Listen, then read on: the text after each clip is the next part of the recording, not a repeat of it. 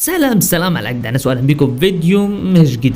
لان زي ما انتم عارفين الفيديو ده اتعمل قبل كده واتمسح، وده طبعا لاني اعذروني لو الفيديو مدته قصيره لاني كنت مقرف وانا بكتبه تاني، واعذروني لو لقيتوني متعصب مع الشخصيات شويه، كل ده لاني غبي. فما تنساش يا صاحبي تشترك في القناه وانت مش مشترك وتفعل الجرس واللايك، وخلينا نبدا. وقفنا الفيديو اللي فات لما البغل روكوروتو ضرب غينجي ضربه صاعقه ليا وله وليامادا. تعال بقى احكي لك مين هو روكوروتو وايه اللي جابه اصلا للجزيره باختصار شديد جدا جدا. وانه لما كان طفل كانت اي حاجه بتقابله بينقض عليها هم يا جمل على طول، ومش عارف ليه امه وابوه كانوا متشكحين جدا لانه بياكل اي حاجه قدامه، لذلك هو كمل فرحتهم وعمل معاهم الصح ان هو اكلهم هم كمان، ده طبعا بعد ما زهق من الحاجات التانيه اللي هو بياكلها، فقال يجرب طعم الحنيه وياكل امه وابوه. لا وما سكتش على كده، ده كمل هم يا جمل على القريه بحالها، او ما تفهمش دي فتحه شهيه ولا سدت نفسي على الحياه. ومش محتاج اقول لك ان ده هو اللي جابه للجزيره هنا وخلاه مجرم. واول بقى ما غني بيشوف المتخلف ده بيبعد يامادا عنه وبياخد هو الشوطه وحرفيا بيطير له نص بطنه، بيتجري عليه يامادا وبيقول لها انت هتعملي ايه؟ انفدي بجلدك من هنا، لان المتخلف ده شكله ما بيتفهمش، ولسه هيهجم عليها واذ فجاه مارو بيظهر وبيدي رجله في وشه وبيطيره حرفيا. ولكن على مين؟ بقول لك اكل قريه كامله هو طفل، يبقى دي هتاثر فيه خالص. بيقوم تاني وكأن شيئا لم يكن، فبيقول مارو ليامادا انت متاكده ان ده مجرم معانا مش وحش؟ بتقول له والله يا اخويا زي ما بقول لك كده، بالاماره كمان المراقب اللي كان عليه اسمه اوزاين وشكله كده اتكل على الله. روكوروتو بيبص لمارو بصه كده اللي هو انا هتغدى بيك النهارده، يعني هتغدى بيك، وتقريبا مارو بيشوف ده في عيونه وبيقول الواد ده مش جاي في خير، عشان كده لو ما قتلتوش حالا بالا هو اللي هيقتلني. بس ازاي بقى اقضي على هلف زي ده؟ وبفتكر كلام الشيخ القاري لما كان بيقول له لازم قبل ما تواجه اي عدو ليك تعرف قدراته عشان تعرف تتعامل معاه. واضح كده ان الجثه دي هتحيرنا حبتين. واقيس فجاه وبدون اي مقدمات بيشيل شجره من جذورها حرفيا وبيحدفها على مارو، بس مارو بيلحق نفسه في اخر لحظه وبيقول ليامادا بقول لك ايه، خد الحاج غنجي وشوف حته تداو فيها لان الحلوف اللي قدامي ده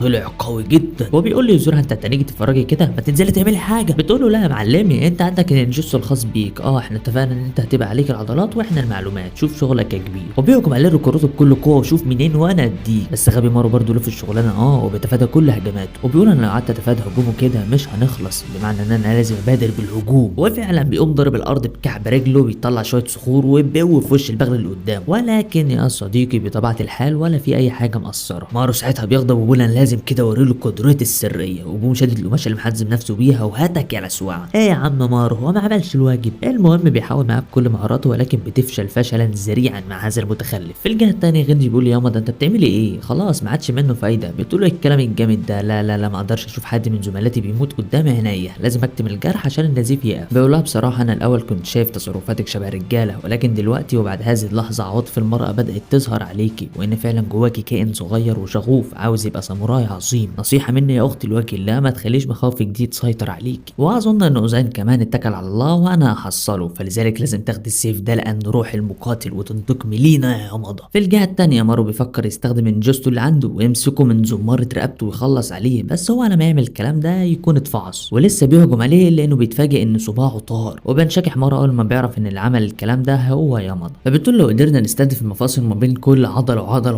ووتر هنقدر نخلص على امه زي ما بعمل بالظبط مع المجرمين اللي انا بعدمهم. والسيف بيقول لازورها يا ست انا عايز اروح اساعد الراجل اللي هيموت ده. بتقول له اخرس يلا احنا بتوع الكلام ده برضه، احنا علينا نراقب وبس. بس في حاجه محيراني، هو ليه بعد كل الدوشه دي ولسه الوحوش ما جاتش ناحيتنا؟ الظاهر ان الموضوع عايز له قعده وتركيز. بص احنا لو وضعنا حتى لو المغفلين اللي تحت دول اتكلوا على الله، وبيبدا مارو ويامادا يتحدوا علشان يموتوا البغل اللي قدامهم ده، وبيتفقوا ان مارو هيحاول يخليه يخضع ليامادا بحيث ان يامادا تقدر تصيبه من قفاه، بس هي مش هتصيبه من قفاه، هي هتطير له رقبته. وبعد محاولات عديده في السيطره على هذا البغل يامادا بتفتكر اصدقائها اللي ماتوا واللي لسه هيموتوا، وبتقول لازم اهدى كده واستقنيص عشان اعرف اجيب الواد ده من قفاه، لازم اخلي الساموراي الصغنن اللي جواه يسيطر عليا واوريهم انا مين. وبيديهم البغل باليد، بس المره دي بيتصاب مارو في رجله.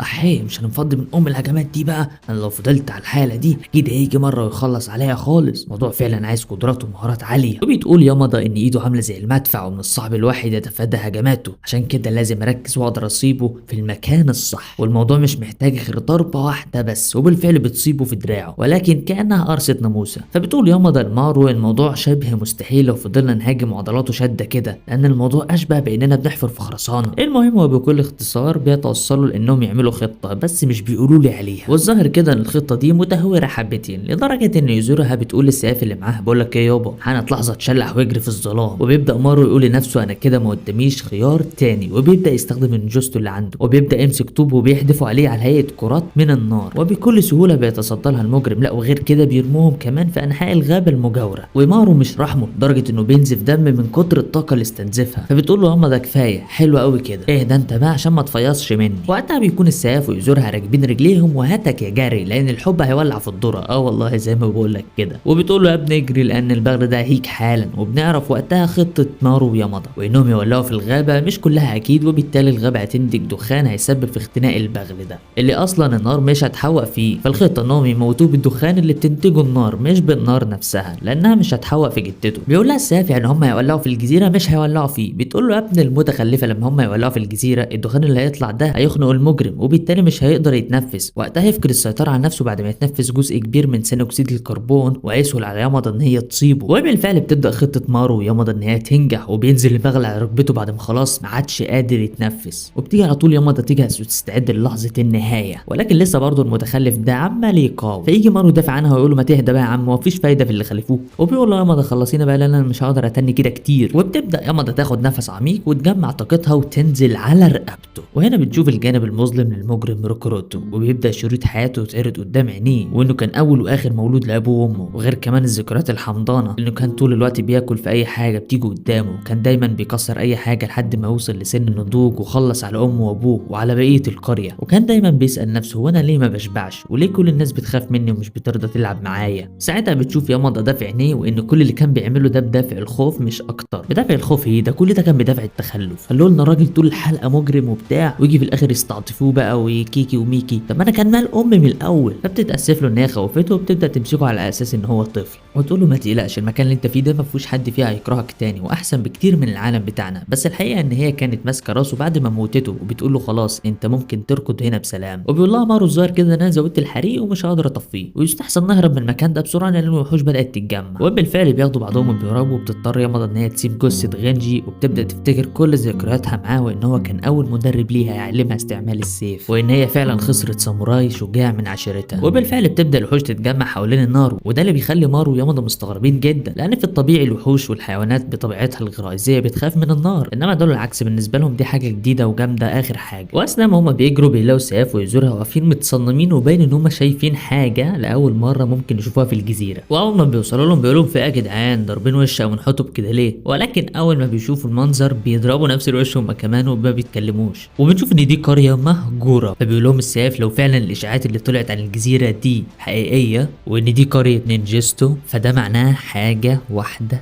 بس، ان الاكسير فعلا موجود. في الجهه التانيه بنشوف الاخين الاسايمون والمجرم واللي بيكونوا حرفيا عاملين احلى واجب مع الوحوش. وإيس فجاه بيحس انه في حد قدامهم، فاخوه بيقول له ايه يا اسطى في ايه؟ بيقول له تقريبا في حاجه قدامنا بالظبط. وبنشوف ان في واحده بتاكل ثمره غريبه، ولما الولد بيوصل عندها بيلاقي ان في اتنين واقفين على تمثال غريب جدا. وفجاه بتخلص الحلقه. فما تنساش بقى تصلي على النبي عليه افضل الصلاه والسلام. ولو متحمس للفيديو اللي جاي زي كده تاكد ان انت مفعل الجرس. واشوفكم في الفيديو اللي جاي على خير وبيس. الحمد لله انا عملت الفيديو.